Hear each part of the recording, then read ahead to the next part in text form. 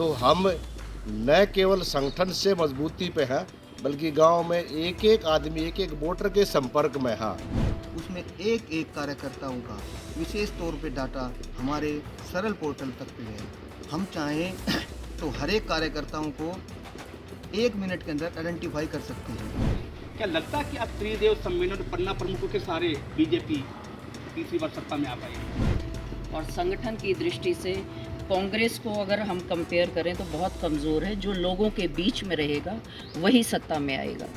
लगातार आरोप लगते रहे हैं कि पार्टी कार्यकर्ताओं की सरकार होने के बावजूद भी सरकार में सुनवाई नहीं होती। ऐसा कई बार मुख्यमंत्री के सामने भी जो है साल 2024 के चुनाव में हर पार्टी अपनी अपनी जीत के दावे कर रही है।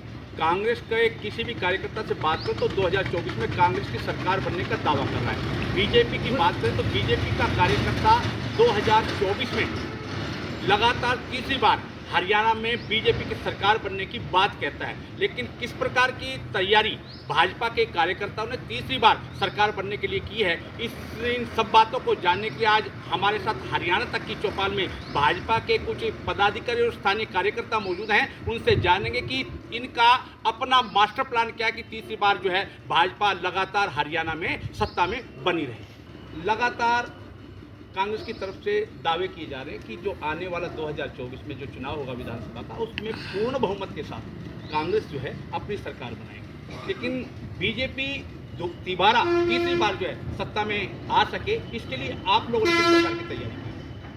देखिए, सबसे पहले तो मैं ये कहना चाहूँगी कि बीजेपी के पास संगठन बहुत मजबूत है और संगठन की दृष्टि से कांग्रेस को अगर हम कंपेयर करें तो बहुत कमज़ोर है। जो लोगों के बीच में रहेगा वही सत्ता में आएगा लोकतंत्र में। और बीजेपी पहली ऐसी पार्टी है जिसमें अपने कार्यकर्ताओं को सेवा के प्रकल्प दिए जाते हैं। कोई भी विपत्ति हो, चाहे कोई भी इवेंट हो या चाहे किसी कोई जन्म दिवस हो, हर कार्यकर्ता जो है लोगों के बीच में जाकर उसे सेवा पखवाड़े के रूप में मनाता है। और लोकतंत्र में मैं तो यही कहना चाहूँगी कि जो लोगों के बीच में रहेगा, जो लोगों के दुख दर्द से संबंधित होगा, वही सरकार में भी, वही सत्ता में भी आएगा। त्रिदेव सम्मेलन किए जा रहे हैं, पन्ना प्रमुखों के सम्मेलन किए जा रहे हैं। क्या लगता है कि अब त्रिदेव सम्मेलन और पन्ना प्रमुखों के सारे बीजेपी तीसरी बार सत्ता में आ पाएगी?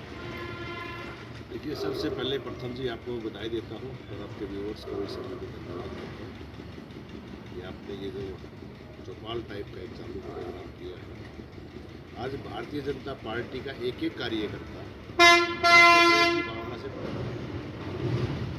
और आज जिस तरह बहन जी ने बताया, एक एक हमारा कार्यकर्ता न केवल अपने स्वार्थ में बल्कि लोगों को किस तरह हम उसका जीवन यापन उनका सुधार सकें और किस तरह लोगों की मदद कर सकें, ये सेवा भावना के साथ हर एक पार्टी का कार्यकर्ता लगा हुआ है। आज हमारे पूरे प्रदेश के अंदर हम पन्ना तक पहुंच चुके, पन्ना प्रमुख तक पहुंच चुके हैं और आने वाला हमारा जो टारगेट है वो पन्ना की समिति का है। तो हम न केवल संगठन से मजबूती पे हैं, बल्कि गांव में एक एक आदमी, एक एक वोटर के संपर्क में है और वही जो वोटर हमारा है, जो राष्ट्रवाद की जो भावना लेके चल रहा है, वही तीसरी बारी भारतीय जनता पार्टी की सरकार को बनाने का काम करेगा। ये मेरा वादा है। लगातार आरोप लगते रहे हैं कि पार्टी कार्यकर्ताओं की सरकार होने के बावजूद भी सरकार में सुनवाई नहीं होती। ऐसा कई बार मुख्यमंत्री के सामने भी जो है आया है। तो क्या लगता है कि निकट भविष्य में संगठन के जो कार्यकर्ता है उसी तन्मयता के साथ सरकार बनाने के लग पाएंगे जो पहले 2 बार लगते रहे? नहीं प्रथम जी, मेरा ऐसा मानना है कि भारतीय जनता पार्टी की सरकार जो है, मनोहर लाल की सरकार जो है, माननीय प्रदेश अध्यक्ष ओम प्रकाश धनखड़ जी के नेतृत्व में जो संगठन की कार्यवाही चलती है, उसमें एक एक कार्यकर्ताओं का विशेष तौर पे डाटा हमारे सरल पोर्टल तक पे है। हम चाहें तो हर एक कार्यकर्ताओं को 1 मिनट के अंदर आइडेंटिफाई कर सकते हैं। लेकिन आजकल जो कांग्रेस वाले थे, कांग्रेस वाला सिस्टम अब हमारी सरकार में नहीं है।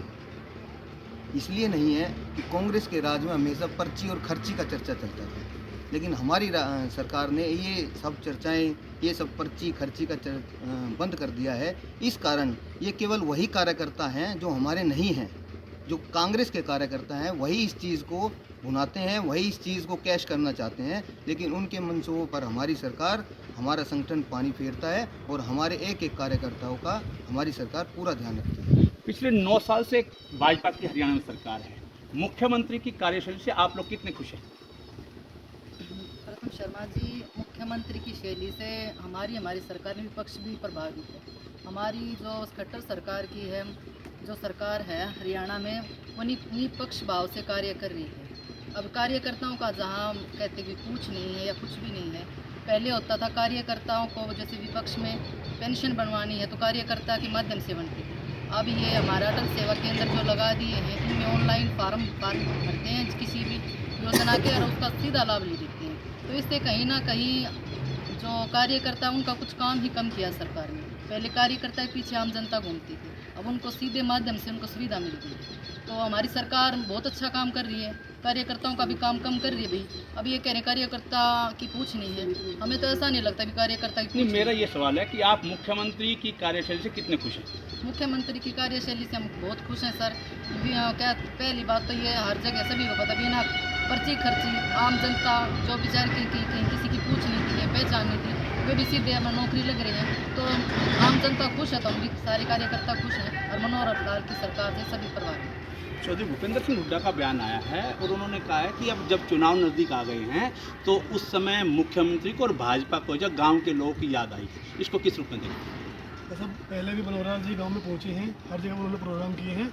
अभी भूपेंद्र हुड्डा जी गलत बयानबाजी कर रहे हैं, क्योंकि भाजपा जो है प्रत्येक गरीब और वंचित आदमी के पास पहुंचकर ही उनकी सेवा कर रही है। सेवा पखवाड़ा मनाया जा रहा है।